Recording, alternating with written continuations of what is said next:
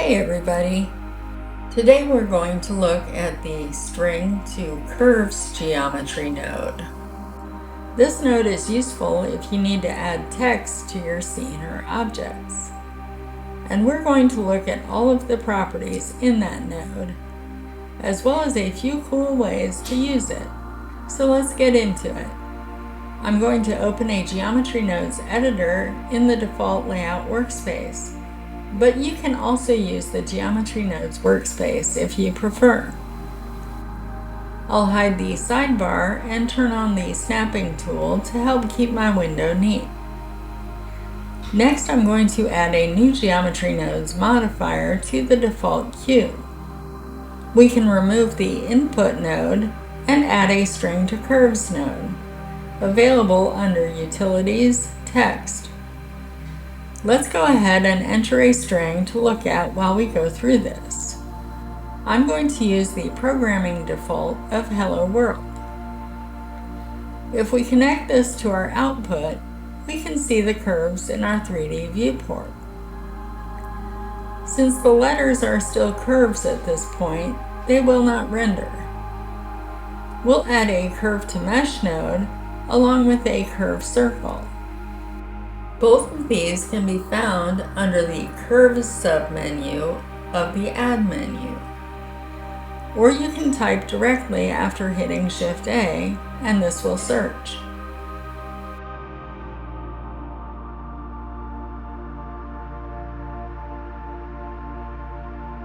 Let's scale down our profile curve to see the distinct outline of the letters. A radius of 0.02 is good for my scene. The curve circle is under Curves, Primitives here. Now that we are converting to a mesh object, we are able to render our text. Let's take a look at how to change the font. Using the Open folder available here, you can find any font on your local machine. The default folder it will open will be your system's default place for storing fonts. Let's pick a new font, and immediately we can see that reflected in our text.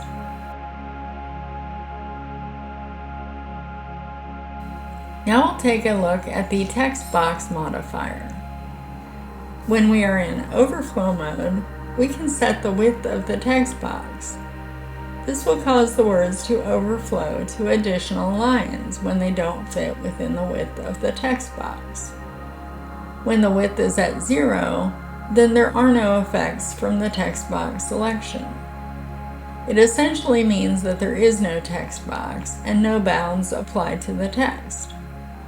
Now let's take a look at truncate.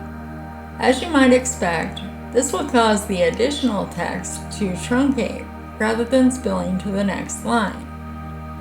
As we adjust the width up, we can see that our truncated text reappears.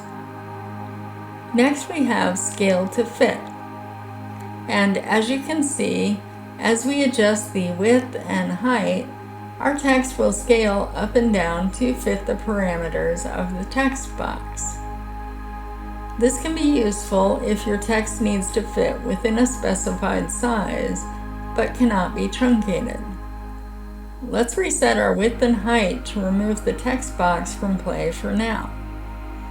And we'll return to the default overflow. Next, we're going to look at horizontal alignment. The default is left justified, which means that the letters start at the origin and continue to the right.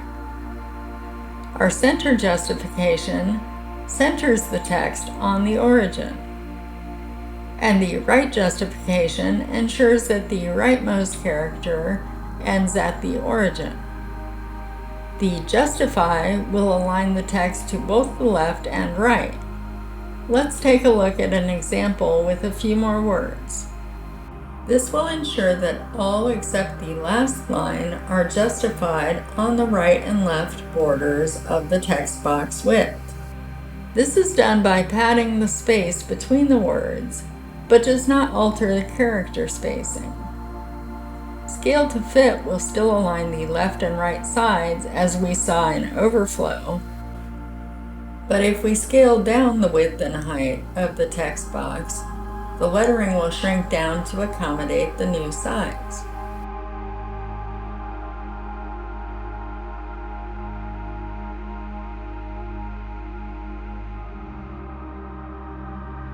And of course, truncate will remove the words that spill over the allotted size of the text box.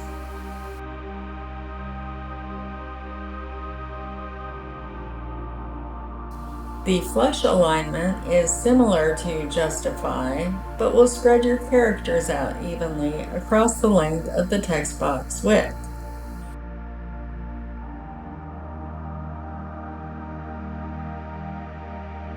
Next, we'll look at vertical alignment. This will set the location of the text in relation to the origin point. We can align our text to the top, middle, or bottom.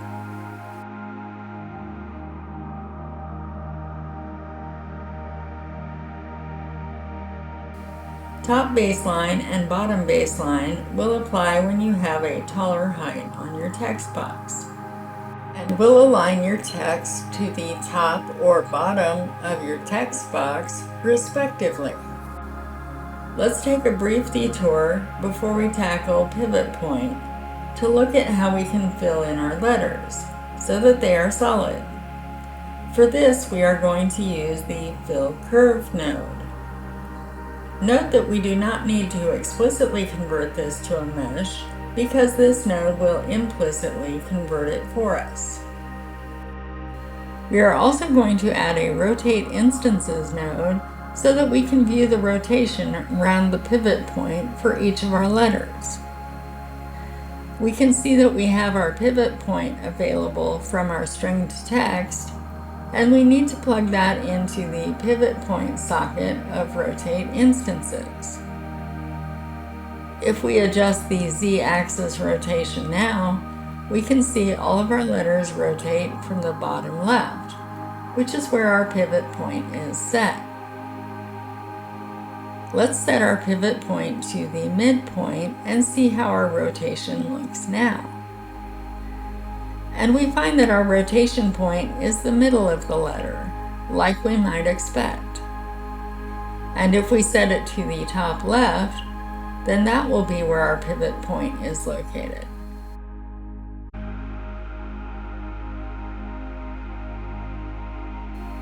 Top center, likewise, will rotate from the top center. We aren't going to go through all of these for the sake of brevity.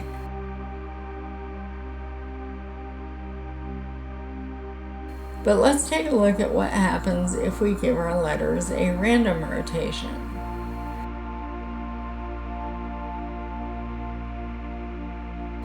With the defaults, our letters will rotate on every axis, but we can restrict that by changing the axes we don't want to change to a max value of 0. Now we can see that we've constrained the rotation to the Z-axis. If we want to change this to rotate in both directions, we can change our Z-axis range to a negative 0.5 and a positive 0.5.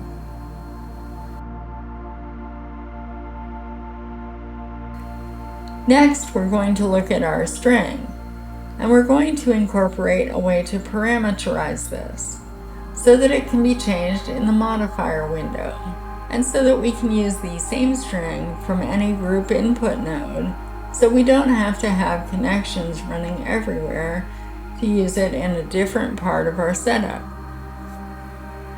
If we drag our socket out, we can type group input to bring up that node. And it's as easy as that. Now we can see and modify the value in our Properties window on the Modifiers tab.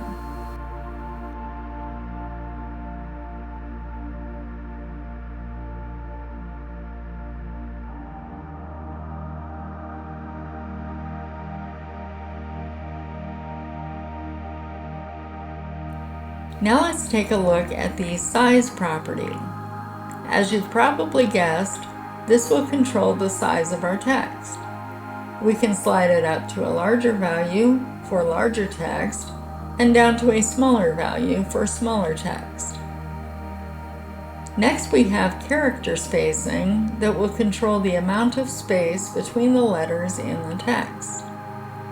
If we widen this space, we can also give our letters a wider range for the random slant.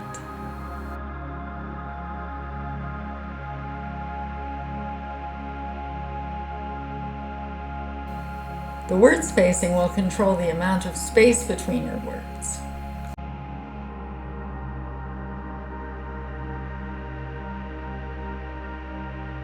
Let's give ourselves a couple of lines by setting the text box width, and then look at line spacing. This will control the vertical space between two or more lines of text. Let's take a minute to animate our random letter rotation. We'll go to frame 0 and keyframe 0 values for our min and max using the I key.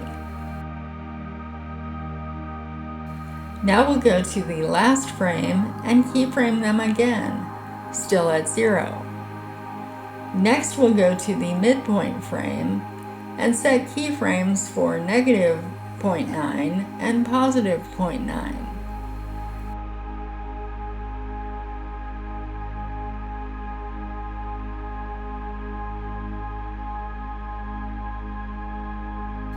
This is a kind of slow pace for our animation, so let's change our timeline to 100 keyframes and reset our keyframes.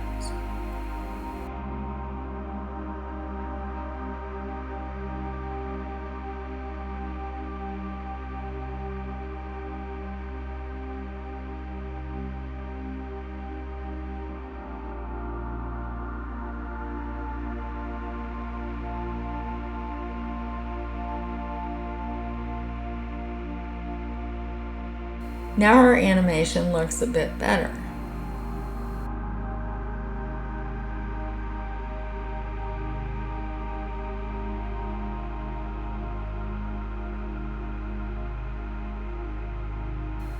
Let's go ahead and remove our random value and rotate instances nodes, and we'll move our curve to mesh and curve circle out of the way for now.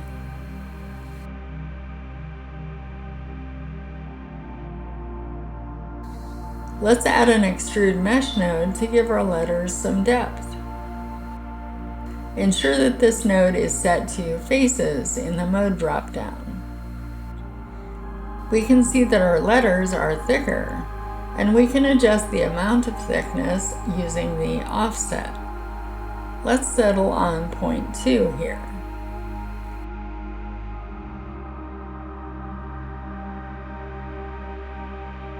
Now we're going to create a few instances of our extruded mesh, so let's add a join geometry node.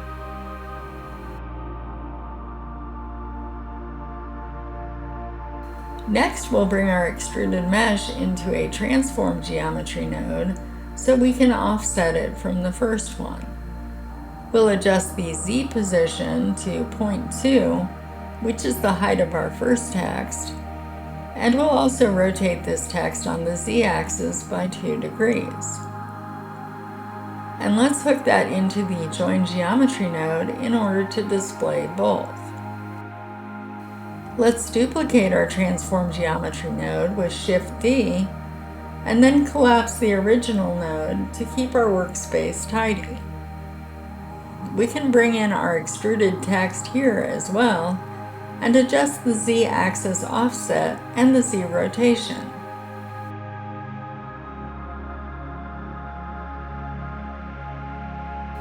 And we'll repeat this process once more to create a fourth displaced text.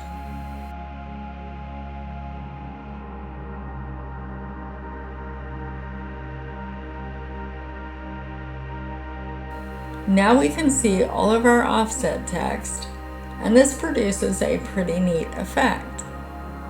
Let's go ahead and animate this. We'll add another transform geometry just after the join geometry to alter the group as a whole. Using I, we'll keyframe the rotation values at 0 on the 0 frame in our timeline. Then we'll move to our last frame and set the Z value to 360 and keyframe it with the I key. Now when we play our animation, our 4 text objects spin together.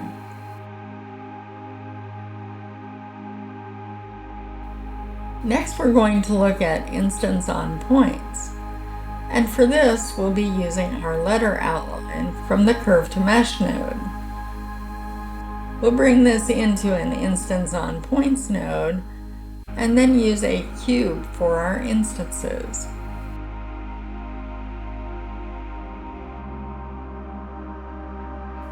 Then we'll connect that to our output, and it looks like we need to scale our cube down to make the letters readable again.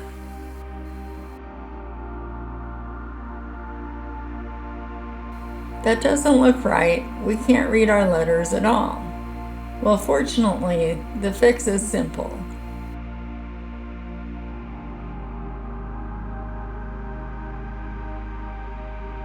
We just need to add a resample curves node.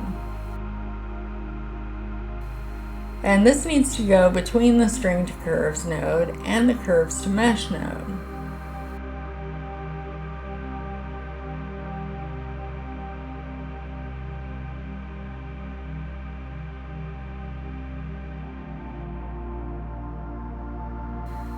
Let's change the count of our resample until we like the effect.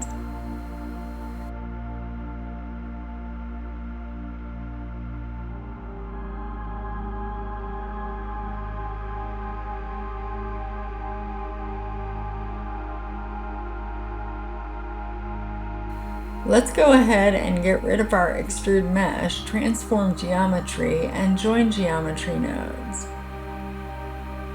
Now, from our fill curve node, we're going to create a distribute points on faces node. This will randomly distribute points on the faces of our text. We're going to reuse our instance on points nodes and the cube we have for our instances. Now we can bring our face points into the instance on points socket. Since our text now appears unreadable, let's bump up the density of our distribute points on faces node.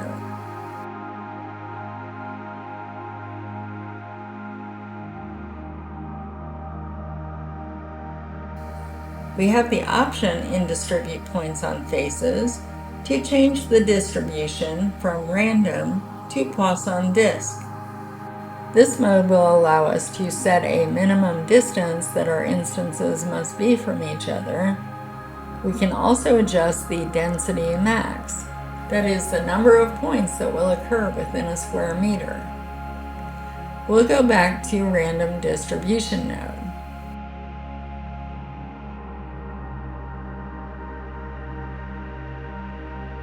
And we can bump our density up a bit to fill in our letters a little better.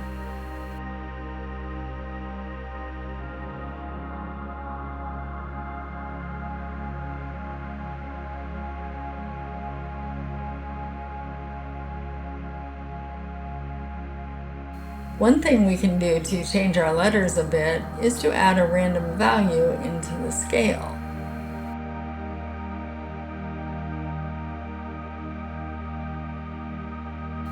Let's bump up the min value on our random node for our x and y axis so that our variance is limited to the z axis only.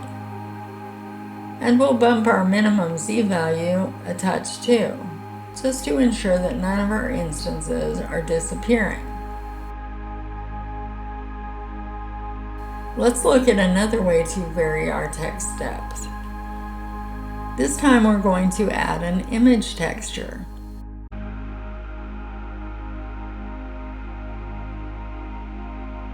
We'll use Starry Night from Vincent van Gogh. Again, we see that we have the problem of some of our instances disappearing completely.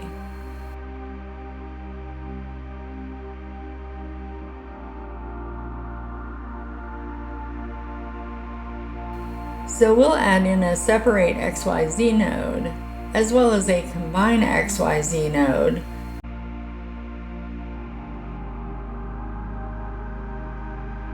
and we'll only bring over the Z-axis information. We need to make the X and Y values 1, or it will scale both of these axes to 0, effectively disappearing them. We can also amplify this effect by adding in a multiply node, which you'll find under Utilities, Math, Math.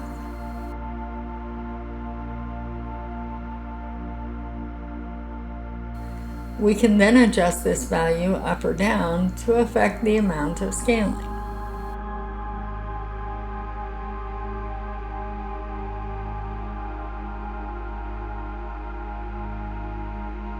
Let's change our font to a slightly beefier one to give us more surface area to work with.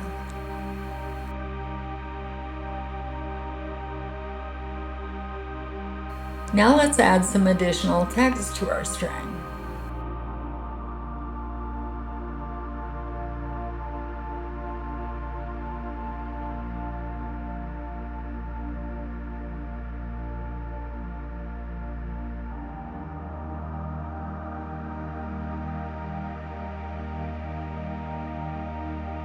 We'll adjust our text box width as well, so that we have several lines of text.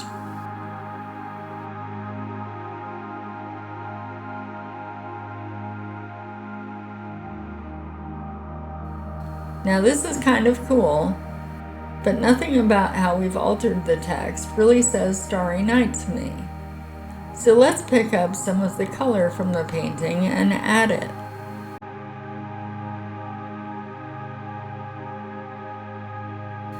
First, we are going to realize our instances. Then we are going to need to store a named attribute to use over in the shader editor. We need to add a store named attribute node so that we can store the color information from our image. We are also going to need a set material node.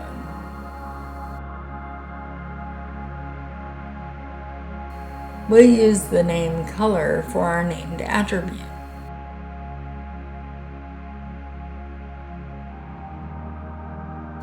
And we want to set the data type of our attribute to color. Then we'll bring in the color value from our image. Now let's jump over to our shader editor and create our material. Let's add our attribute straight into the base color on the principled BSDF. And we need to put our attribute name, color, here in the attribute node. We'll name our material image color.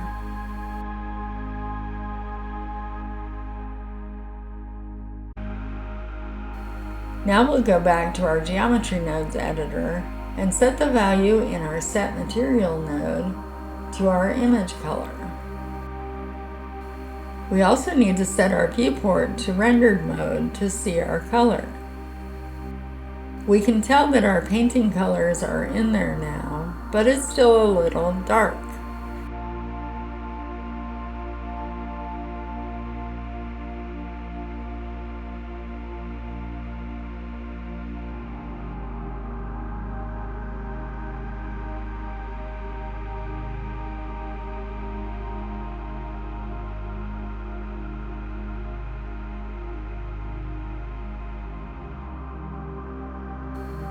Let's go back to the shader editor and pull our base color into the emission color as well. And we'll adjust the strength of our emission until we're happy with the look of our text.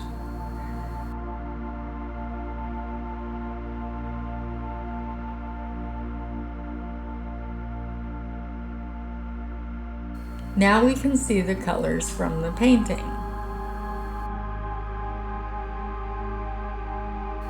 Our text is still a bit unreadable though, so let's pull our outline back in.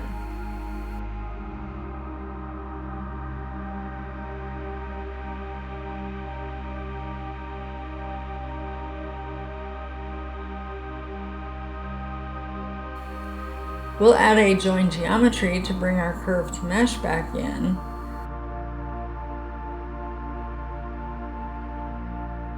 And actually, we should move this after the set material so we can use a more solid material for the outline.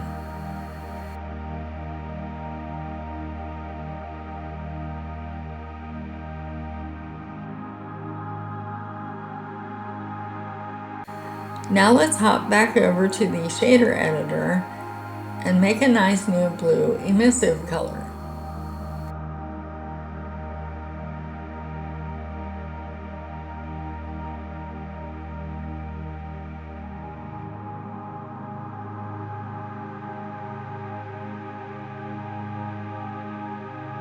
We'll call this color blue.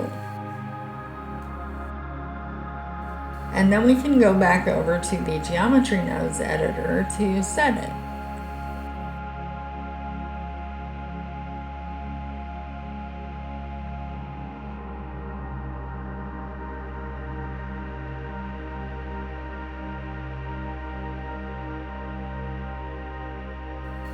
Now let's bump the size up a bit for the outline using a transform geometry node.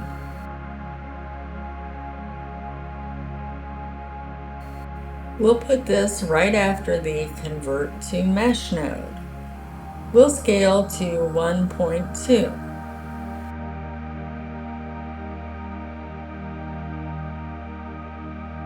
Let's also scale our cubes down a bit more.